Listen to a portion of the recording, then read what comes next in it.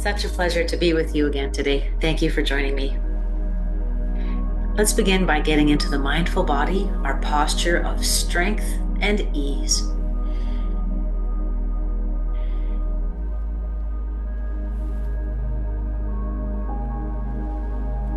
And taking several deep breaths as we notice the spine strengthening and straightening upward. Paying attention to how the spine holds up our body, holds up the shoulders, holds open the rib cage, connects to the hips, just feeling all of these tiny things we take for granted. And inhaling and exhaling deeply.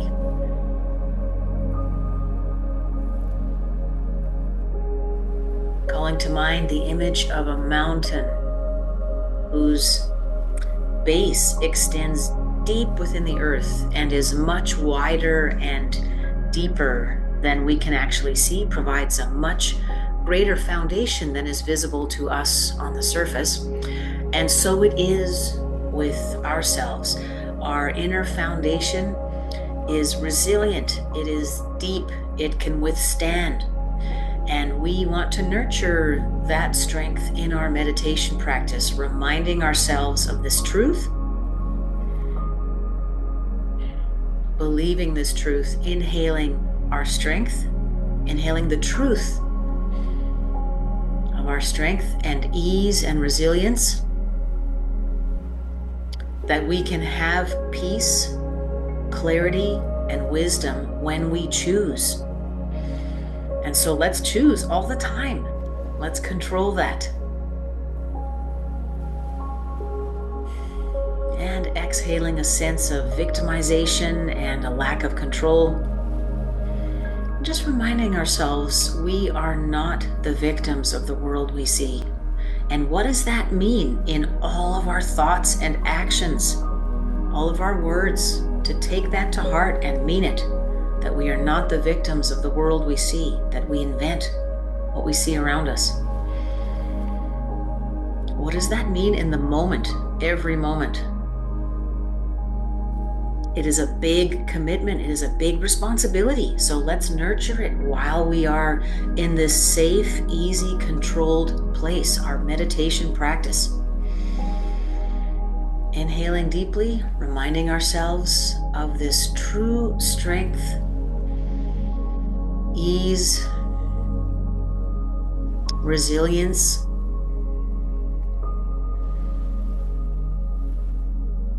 a peacefulness despite the turbulence around us.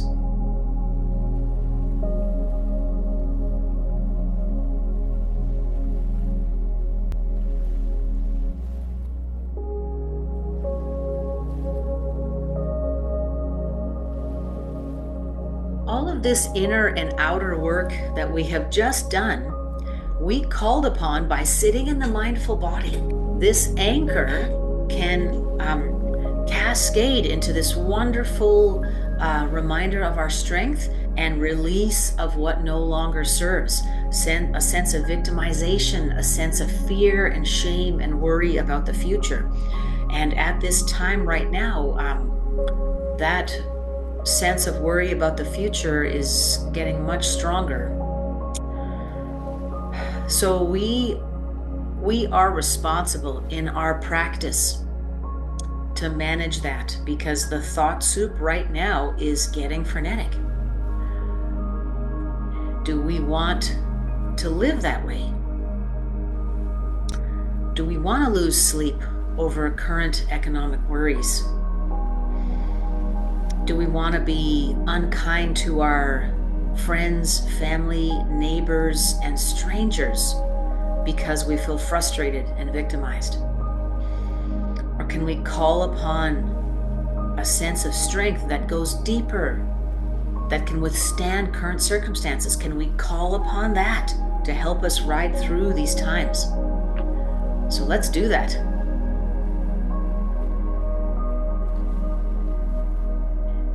Feeling it's more important than ever to put our walk where our talk is. If you do this work, it just can't be only when times are good. We have to do it when times are rough as well. We have to make this commitment to offering highest and best to ourselves and others. And we never lose taking the high road. We can never lose.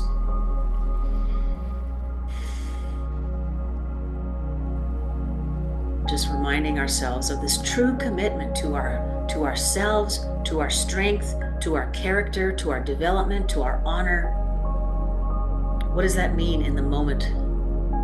What do my words mean? What do my thoughts mean? What do my actions mean to everyone around me? And how can I be accountable to myself and others to offer the highest and best that I can?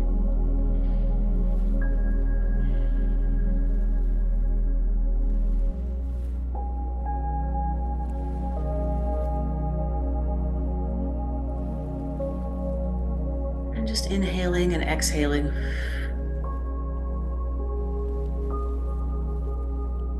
Noticing the rise and fall of the body. Noticing the hands relaxed on your lap, palms up or crossed. Mine are usually held like this when we practice. And I may rub my thumb on my thumb as a mindfulness anchor, just noticing the contact of skin on skin to bring me into the present moment. And just this is a trigger for me to slow down my thinking, slow down my breathing,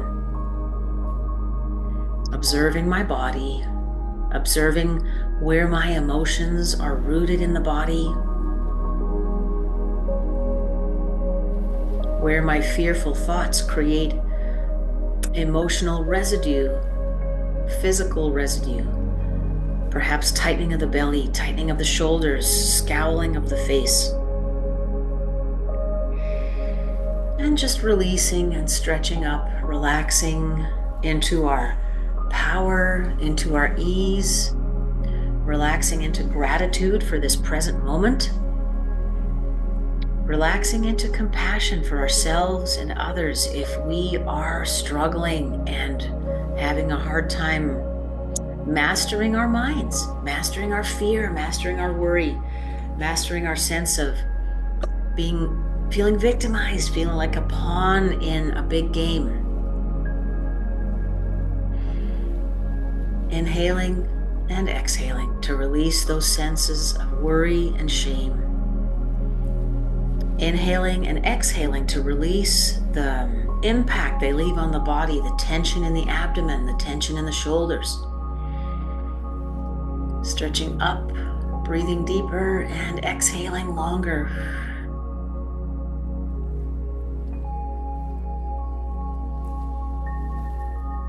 Inhaling for 5 and then exhaling for 10.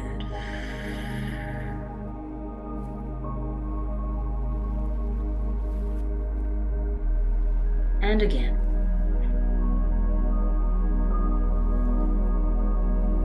Holding that inhalation, stretching up the body and allowing it to release a little bit at a time.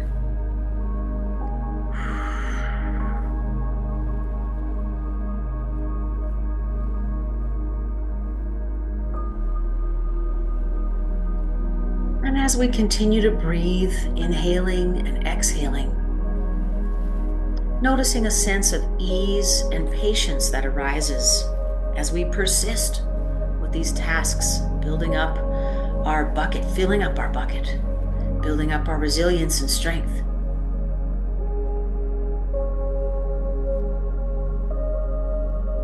We are greater than the sum of our circumstances. The attitude we choose has the most bearing on our lives. We can never stray in choosing to align with unconditional love and forgiveness.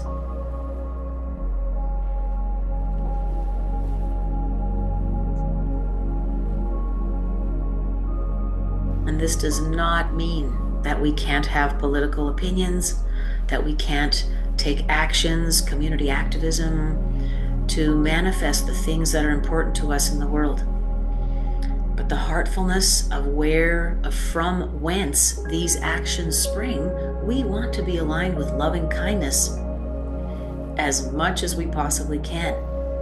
so that our thoughts and actions can have the greatest positive impact for ourselves, for our sacred circle of friends, family, and loved ones, for our wider circle of colleagues and acquaintances, and for all of the strangers throughout our cities, throughout our provinces, throughout the world.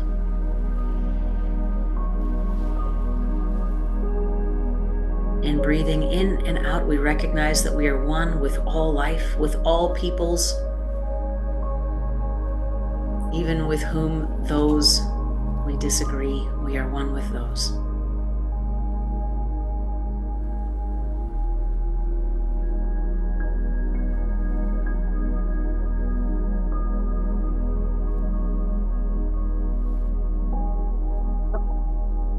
She's smart.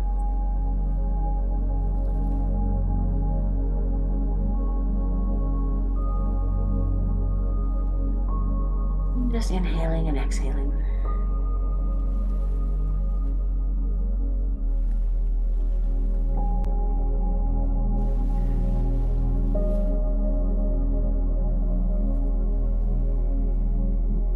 This is Persephone, and off she goes.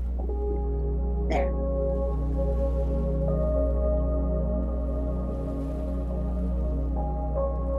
As we close our practice, committing to this work over the week so we can manage our minds and bodies, so we can stay healthy, happy, optimistic about our futures, so we can stay in loving kindness space, offering this by default to everyone we interact with, beginning with ourselves.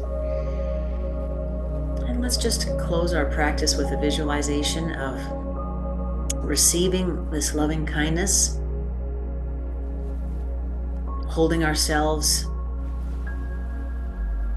in a vision of hope, seeing ourselves easy, tranquil, healthy, resilient against the storms of current events. Satisfied with what we have,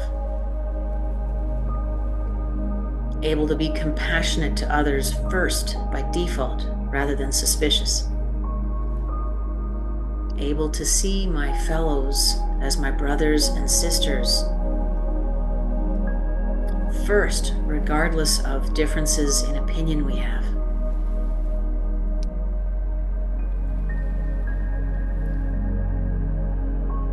Seeing ourselves healthy, respected, fulfilled, hopeful, joyful, lively, excited. And now intending this for the circles of people with whom we share our lives. Friends, family, loved ones, colleagues, acquaintances, and strangers. We share our lives with all of these people, and they all deserve the best of us.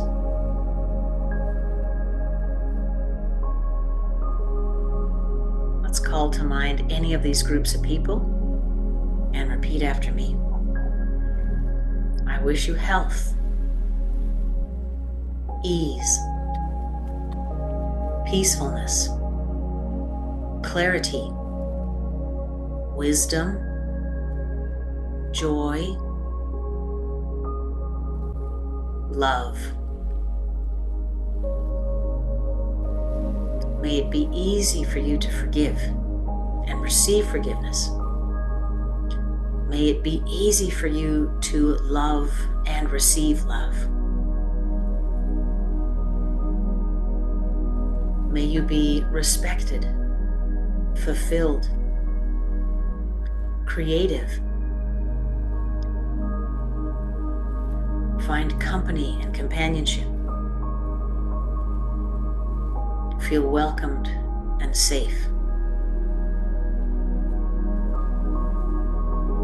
And just reminding ourselves that all the basic needs we need for ourselves, safety, companionship, fulfillment. We wish these for others. There is no shortage in this pie. Up and up it vibrates. Let's take a couple deep breaths together in silence to close our practice.